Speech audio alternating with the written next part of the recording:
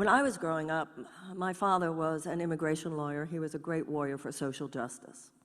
And when I began to speak about spiritual matters, and I was becoming very comfortable on the pulpit, I was becoming very comfortable as someone who was speaking in that sacred space, that sacred Sabbath space of spiritual and religious matters. At one point, my father said to me, "What happened to you? I raised you to fight the system." And I said to my father, "Daddy, I am. Love is the greatest revolutionary force. Love is the greatest revolutionary force." And he understood that. But I also have come to understand over a long career that there are phases in life. There are phases in one person's life, and there are phases in the life of a nation.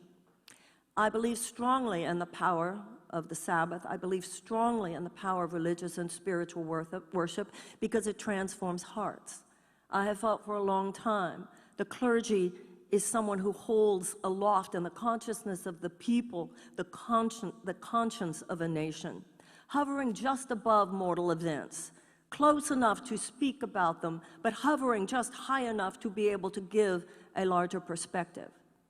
But then those of us who are on the pulpit also go through the phases of our own lives.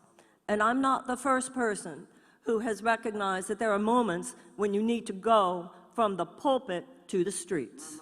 And there are times when you have to go from the streets to the voting booth. And as I have come to understand, there are times you need to go from the voting booth onto the ballot.